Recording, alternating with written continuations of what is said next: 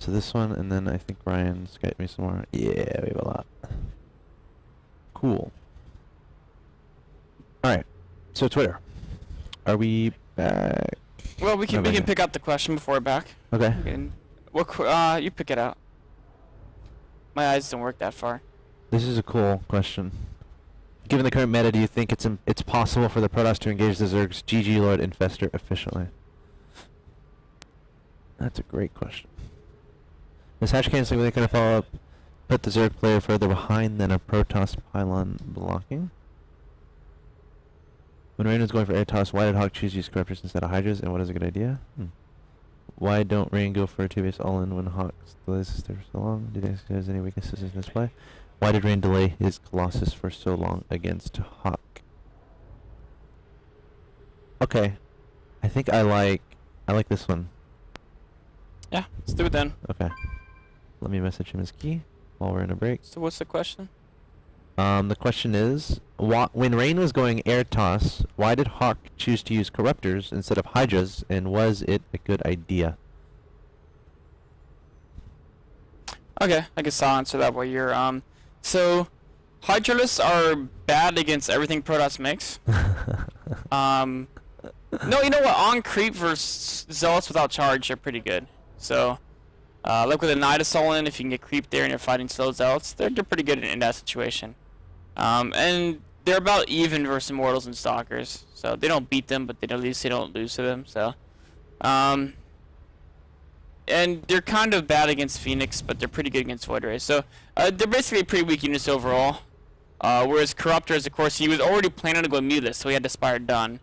Corruptors beat Phoenixes, and in most cases, they beat Void Rays. Of course, if you can get equal number or equal resource in Void Rays, then it's different, but that's generally not going to happen. And they're great against Colossi, Mothership, determined to breed towards late game, so they actually have uses in the game beyond just defending harass.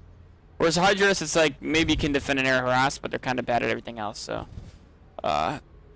definitely Corruptors are I think a stronger choice. I mean, I still wouldn't get Aspire to get Corruptors against there. I would get Infestation Pit, right, of course, and go Infestors. Yeah.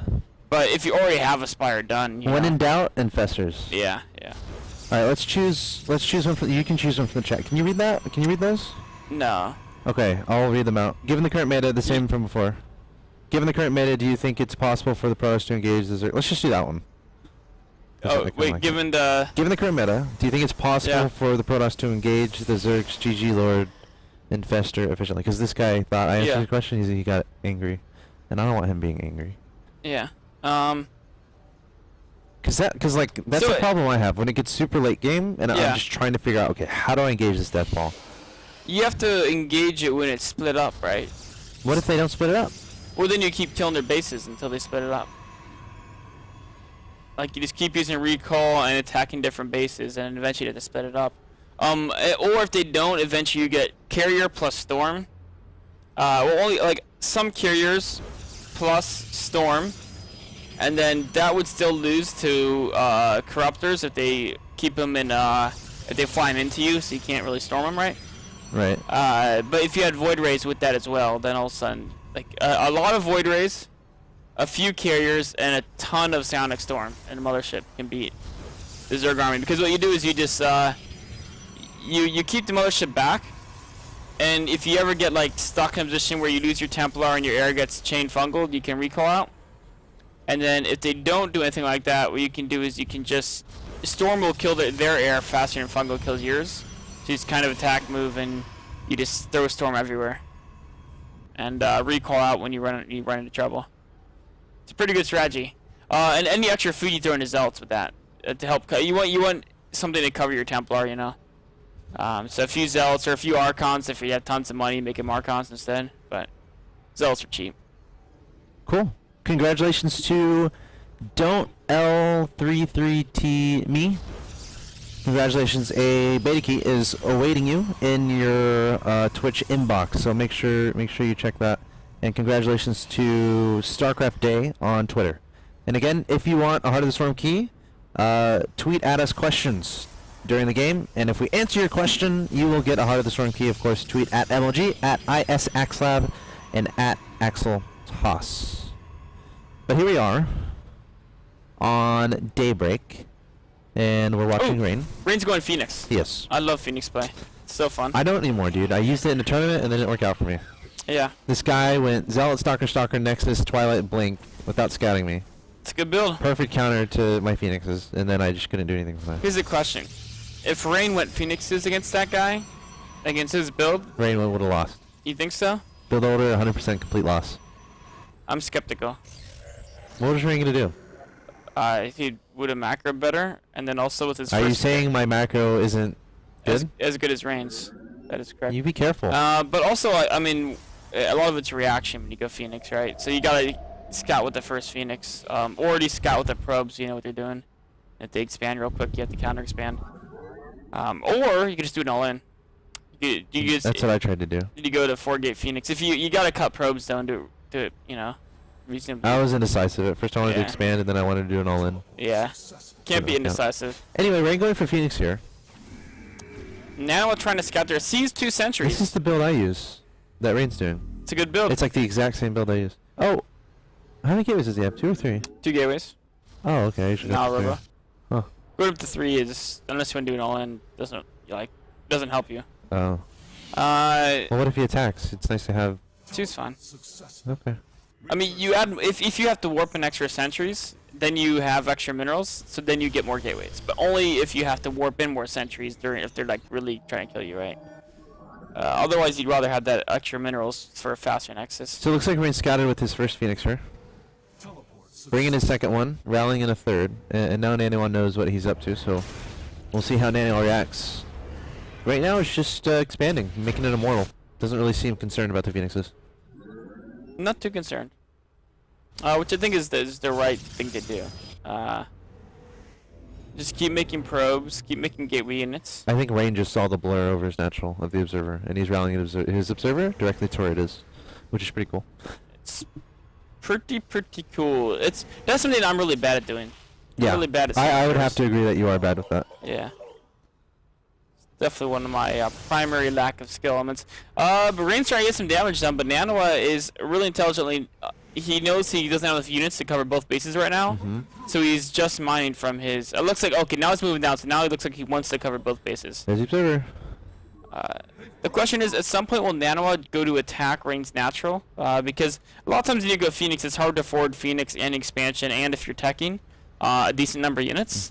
And so the player who just does expansion, if they just go pure gateway units, they can often just kind of muscle over your expansion. You gotta consider, obviously, the rush distance here. The Immortals are gonna take a while to march across the map, and your probe, if it gets picked off by these Phoenixes, that can be problematic. Oh, that basically stops your attack cold if that happens. So a lot of risk involved in that type of a strategy, I think.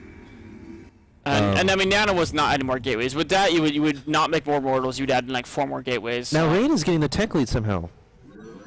Look at his robo bay. It's already like slightly ahead. It's because Rain has been not making any units because he knows exactly what Nano is doing. He saw Nano was not adding more gateways, so he knew he didn't have to warp in units. So Rain hasn't warped in a gateway unit in the last about 3 minutes, and that's why he can spend ultimately on attack. Whereas, Nano's had to warp in units to make sure it doesn't die this Phoenix harass too much. But it's still doing damage. Rain does similar to last game. He finds ways to do damage in Phoenix where. I love Phoenix. I thought you said you don't like him. Well, not anymore. You changed your mind. I like control. You're fickle, man. You're fickle. I'm really able to control them well, do lots of damage with them, but just when you open, the person you're playing just direct counters, it's like I've lost faith in my PvP build with Phoenixes. I've lost faith in it. I don't think there is a direct counter, my friend. I'm telling you, man. He opened Zealot Stalker, expand. Stop talking about me. Yeah. Talk about Rain.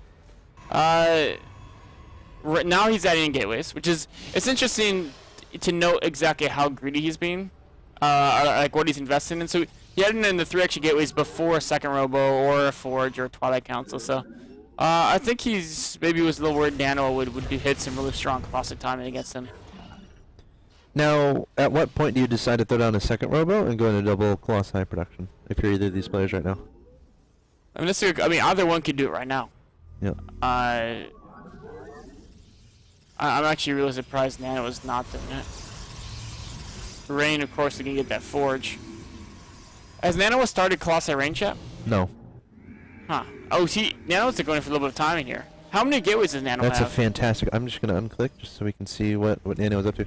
He's not building probes. Let's see, 1, 2, 4, Only 5? That's 5. 5. He should be getting more gateways. He has no probes in his Yeah, you're action. right. So, what's his total worker count? 32 versus 44. Okay, yeah, so 5 gateways makes sense for 32 workers. He has a big army, though. Holy moly. It's equal food, but he's got 10 less workers, so... and Rain doesn't have Colossus range yet, so he doesn't have that advantage. I like how Nano got the 1 Colossus just to break force fields. That's pretty cool. And also, he kills Zealots fast, where he's pretty immortal heavy.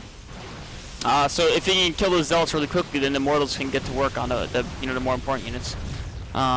He's got to go before Rain gets range. Naniwa throwing everything at Rain, and look at this. Rain does not have range yet, so how well is this going to work? Nice little isolation there. The Colossus is getting picked off, so force field's going to be super effective.